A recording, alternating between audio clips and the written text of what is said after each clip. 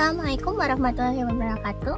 Perkenalkan, kami mahasiswa semester 2 Program Studi Pendidikan Ekonomi Fakultas Keguruan dan Ilmu Pendidikan Universitas 11 Maret. Video ekonomi perpajakan ini bertujuan untuk memberikan informasi mengenai biaya perolehan hak atas tanah dan bangunan, serta kontribusinya bagi perekonomian.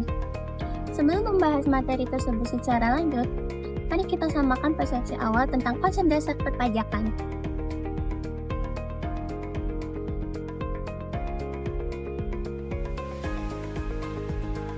Pada mata kuliah ekonomi perpajakan, kami mempelajari konsep dasar perpajakan dan peran penting pajak bagi perekonomian. Diawali dengan pengertian perpajakan dan peran penting masing-masing jenis pajak dan kontribusinya terhadap perekonomian.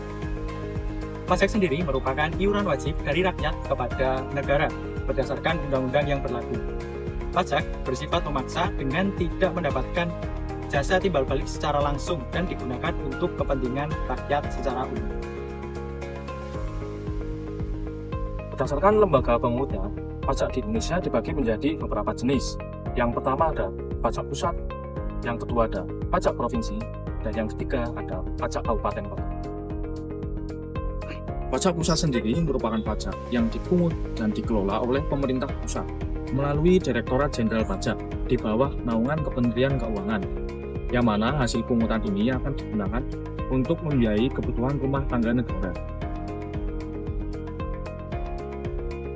Pajak pusat sendiri terdiri dari berbagai jenis, diantaranya ada pajak penghasilan, pajak pertambahan nilai, pajak penjualan atas barang mewah, pajak bumi bangunan tertentu, bea materai, serta pajak faktur. Penerimaan pajak pusat kemudian akan digunakan untuk berbagai kebutuhan negara, dimulai dari belanja pusat. Misalnya digunakan untuk membayar gaji anggota TNI dan Polri, membeli alat-alat tulis kantor, membiayai pembangunan jalan tol, serta subsidi BBM.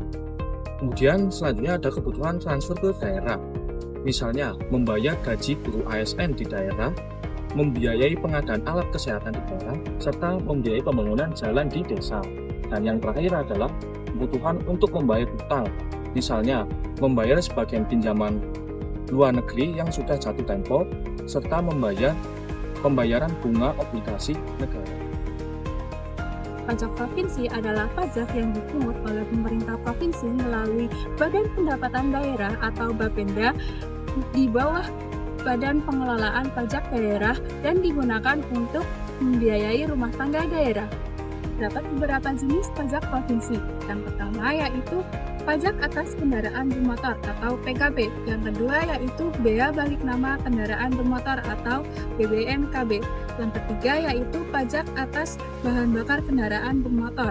Yang keempat yaitu pajak rokok. Yang kelima yaitu pajak air permukaan. Dan yang terakhir adalah pajak atas pemanfaatan dan penggunaan air tanah.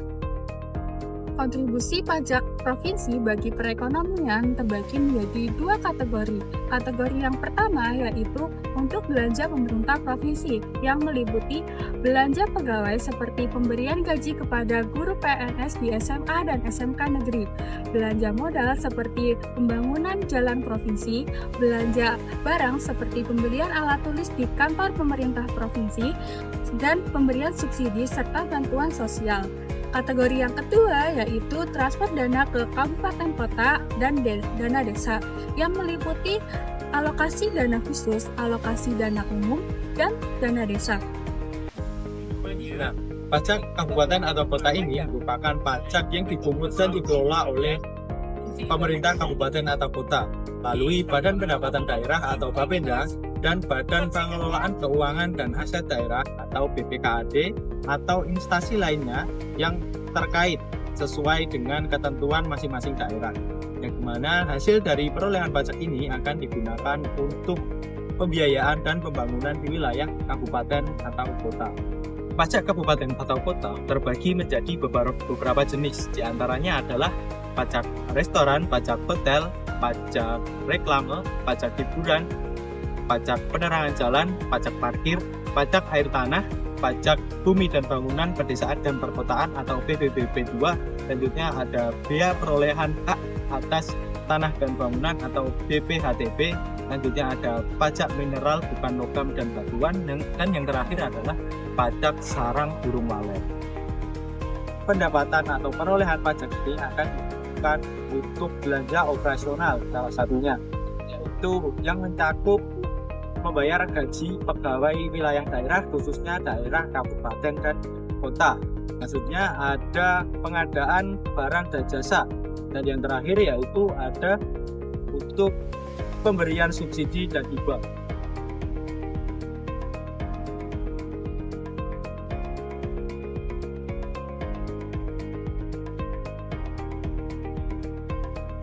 Biaya perolehan hak atas tanah dan bangunan merupakan pajak yang dikenakan atas perolehan tanah dan bangunan melalui orang pribadi maupun badan, yang mana pajak ini dipungut oleh pemerintah kabupaten kota melalui Bapenda, BPKAD, BPKPAD, atau nama lain sesuai dengan peraturan daerahnya.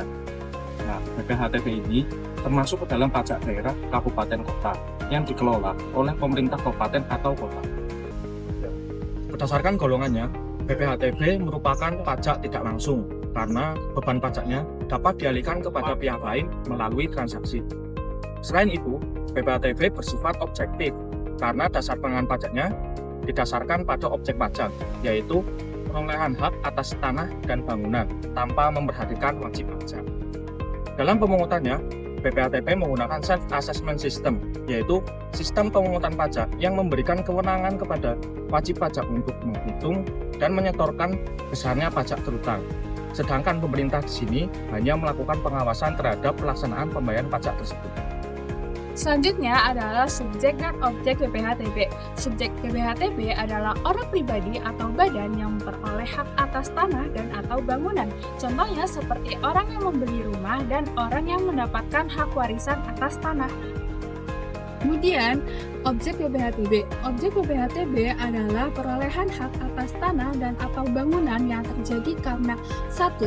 Pemindahan hak karena terjadi jual beli, tukar menukar, hibah wasiat, hibah, warisan, hadiah, pemekaran usaha, peleburan usaha, penggabungan usaha, dan penunjukan pembeli dalam lelang.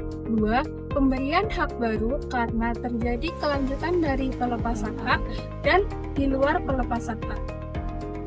Yang selanjutnya yaitu objek tidak kena pajak. Yang pertama adalah perwakilan diplomatik dan juga konsulat dengan asas timbal balik. Yang kedua, negara untuk penyelenggaraan pemerintahan dan juga pembangunan demi kepentingan umum. Yang ketiga, adanya badan atau organisasi internasional yang ditetapkan oleh Kementerian Keuangan selama tidak melakukan usaha ataupun kegiatan di luar fungsi dan tugasnya. Yang keempat adalah peralihan hak karena adanya konversi hak atau perbuatan hukum lainnya selama tidak terjadi perubahan nama. Yang kelima, orang pribadi atau badan karena wakaf. Yang terakhir atau keenam ada tanah dan bangunan yang dibangun untuk kepentingan ibadah. Yang terakhir yaitu kontribusi BPHTB kepada perekonomian. Yang pertama, sebagai sumber dana untuk belanja pemerintah kabupaten kota yang meliputi 1. Belanja pegawai seperti pemberian gaji kepada guru PNS di SMP dan SD negeri. Yang kedua yaitu belanja modal seperti pembangunan jalan di kabupaten kota. Yang ketiga yaitu belanja barang seperti pembelian alat tulis kantor di kantor kabupaten kota, serta pemberian subsidi dan bantuan sosial. Yang kedua yaitu transfer dana ke desa, seperti dana alokasi dana desa dan bantuan keuangan.